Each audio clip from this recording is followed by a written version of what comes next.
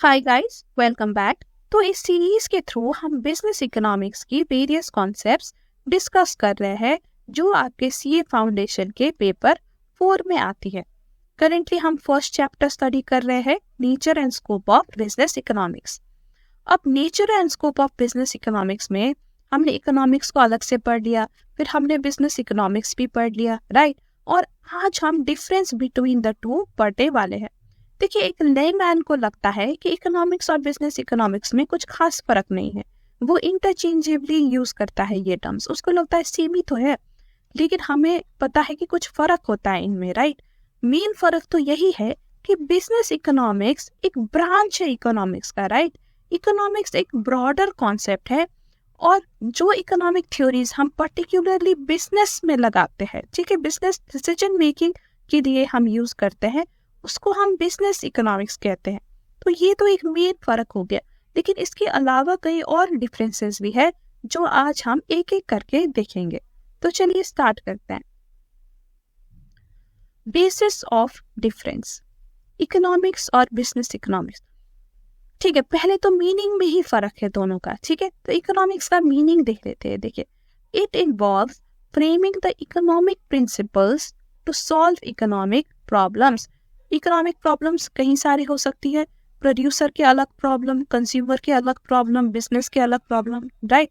तो सारी economic problems को सॉल्व करने के लिए फ्रेमवर्क हमें प्रोवाइड करता है, प्रिंसिपल्स हमें प्रोवाइड करता है इकोनॉमिक्स। अब बिजनेस इकोनॉमिक्स क्या है?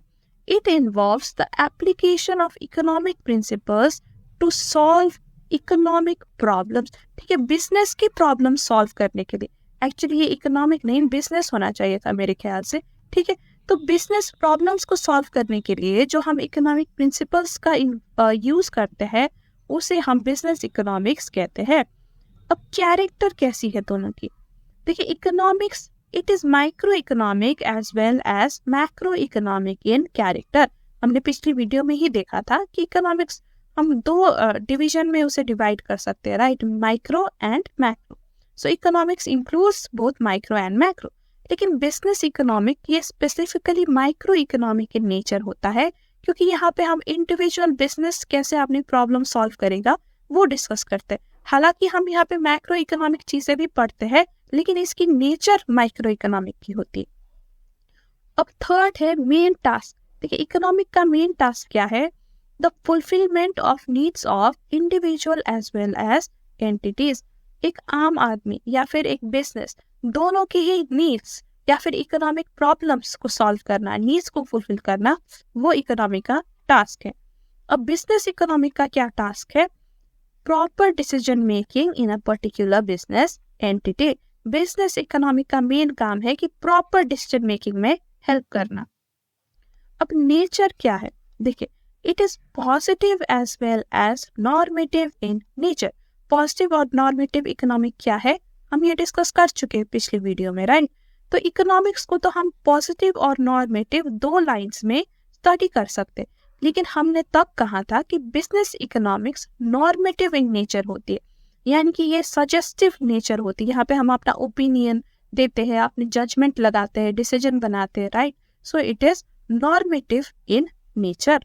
स्कोप, अब किसकी स्कोप वाइडर है ये तो हमें पता ही है, राइट। इकोनॉमिक्स की स्कोप वाइडर है क्योंकि इकोनॉमिक एक ब्रॉडर कॉन्सेप्ट है, ठीक है। Business economic is just a part of one part of economics. तो इसकी जो स्कोप है ये कंपैरेटिवली नैरोअर है। इकोनॉमिक्स को आप मान लो कि ये पूरा ट्री है, ठीक है, कई सारे ब्रांचेस होते हैं ट्री में, राइट, और एक ब्रांच है उसका बिजनेस इकोनॉमिक्स। देखिए, अब 6 ब्रांचेस में ही डिस्कस करता है 6 point. It has business economics as its applied branch. ठीक है, इकोनॉमिक का एक अप्लाइड ब्रांच है बिजनेस इकोनॉमिक्स। अप्लाइड ब्रांच हम क्यों कहते हैं?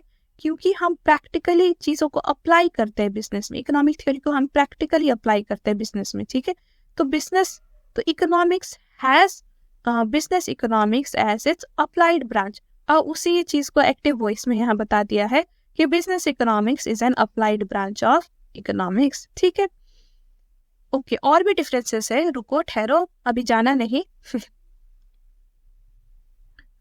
Okay, so next point is concerned with. Now, what is economics concerned with? देखिए, economics is concerned with all the theories from producing to consumption, including distribution. देखिए, economics में सिर्फ producers नहीं आते, ठीक है, कंज्यूमर्स भी होते हैं, तो उनके रिगार्डिंग थ्योरीज भी इकोनॉमिक्स बनाता है। फिर डिस्ट्रीब्यूटर्स होते हैं, ठीक है, जो आपके प्रोडक्ट को एक दूसरे से एक जगह से दूसरी जगह पे डिस्ट्रीब्यूट करने में हेल्प करती है, तो उनकी रिगार्डिंग भी थ्योरीज बनाई गई है। प्रोड्यूसर तो एक पार्ट हो गया इकोनॉमी का, राइट, तो बाकी जो इकोनॉमी के पार्ट है उनसे रिलेटेड थ्योरीज भी इकोनॉमिक्स में हम स्टडी करते हैं, ठीक है। अब business economics is concern with what? देखिए, business economics is concern with only profit theory, ignoring other theories. देखिए, बिजनेस इकोनॉमिक्स पढ़ाने का, बिजनेस मैनेजर्स को पढ़ाने का पर्पस क्या है कि वो अपनी प्रॉफिट मैक्सिमाइज कर सके, राइट, वो करेक्ट डिसीजन ले, प्रॉपरली रिसोर्स एलोकेट कर सके, जिससे कि उनकी प्रॉफिट मैक्सिमम हो। तो कॉन्सेंट्रेशन यहाँ पे मेनली प्रॉफिट मैक्सिमाइजेशन में होता है। सो यहाँ it is concerned with profit theory, okay. Then analysis involve. देखिए, क्या क्या एनालिसिस इन्वॉल्व होती है इकोनॉमिक्स में? It includes the analysis of macro level issues such as growth, inflation, employment etcetera. देखिए, इकोनॉमिक्स जैसे हमने कहा कि माइक्रो एंड मैक्रो दोनों चीजें इंक्लूड होती है, राइट, तो एक तरीके से हर चीजों का एनालिसिस आपको इकोनॉमिक्स में मिल जाता है।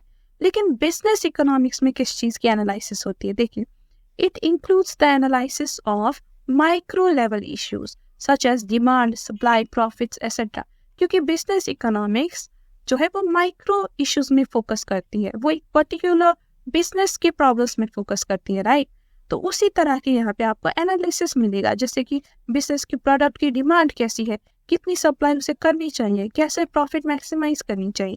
तो ये माइक्रो इश्यूज जो है या फिर इंटरनल इश्यूज जो है उसकी एनालिसिस आपको यहाँ पे मिलेगी। फिर कॉन्सेंट्रेशन की बात करते हैं। देखिए, economics it concentrates only on the economic aspect of business problem.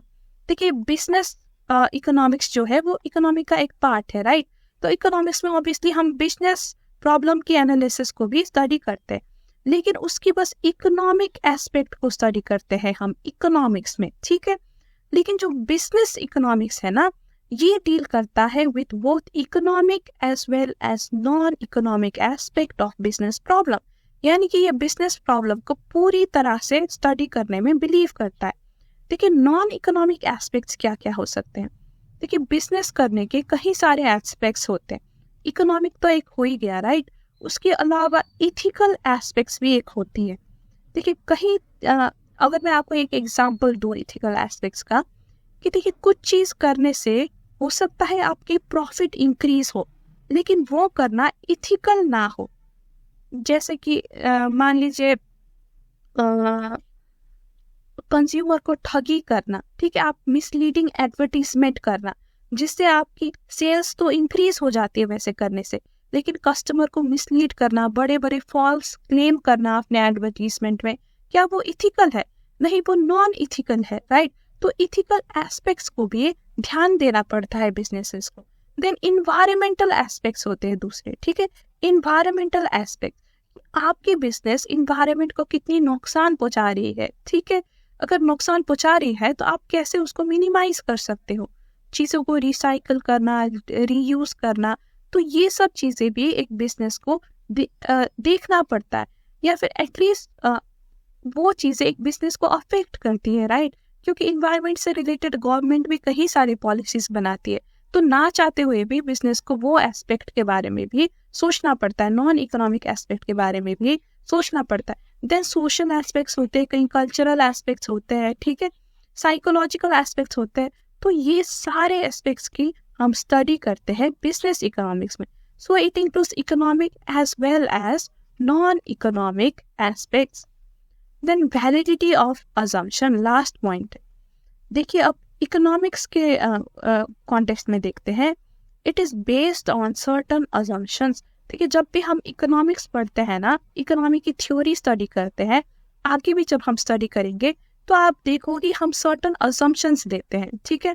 वो अजम्पशन के बेसिस में थ्योरीज बनाई जाती है, लेकिन जब हम वो थ्योरी को प्रैक्टिकली अपने बिजनेस में लगाएंगे ना, तो सारे असम्पशंस वैलिड हो ये ज़रूरी नहीं है। कई बार कुछ असम्पशंस वैलिड नहीं होती, ठीक है, क्योंकि यहाँ पे हम रियल लाइफ प्रॉब्लम्स को टैकल कर रहे हैं, तो उसमें हमें असम्पशन लेने का कोई फ़ायदा नहीं ना, कि रियल लाइफ में तो सारे असम्पशंस पूरे हो, ये ज़रूरी नहीं। So some assumptions become invalid when applied. तो इकोनॉमिक्स जो है ये थ्योरेटिकल होती है ना, इसलिए यहाँ पे हम असम्पशन ले सकते हैं, लेकिन बिजनेस इकोनॉमिक्स जो है ये प्रैक्टिकल होती है, तो सारे असम्पशन हो सकता है यहाँ पे पूरी ना हो। So these were the various points जो इकोनॉमिक्स और बिजनेस इकोनॉमिक्स के डिफरेंस आपको बताती है। So I hope you understood the difference. ज़्यादा डिफिकल्ट तो नहीं था, राइट? देखिए, मैं जो भी पढ़ाती हूँ मैं तो ट्राई करती हूँ अपने साइड से कि मैं पूरी तरह से एक्सप्लेन करूँ, लेकिन स्टिल स्टूडेंट्स को डाउट तो हो सकती है, राइट? तो कोई भी चीज़ आपको डाउट हो तो आप कमेंट में मुझसे पूछ सकते हैं और मैं उसको रिप्लाई देने की पूरी कोशिश करूँगी। ओके,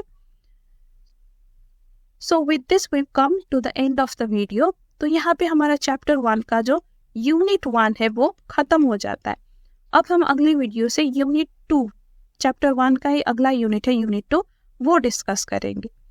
तो अगर आपको वीडियो पसंद आई हो तो लाइक, सब्सक्राइब एंड शेयर ज़रूर करिए, ठीक है? और मिलते हैं आपसे तुरंत, तब तक के लिए bye bye and take care.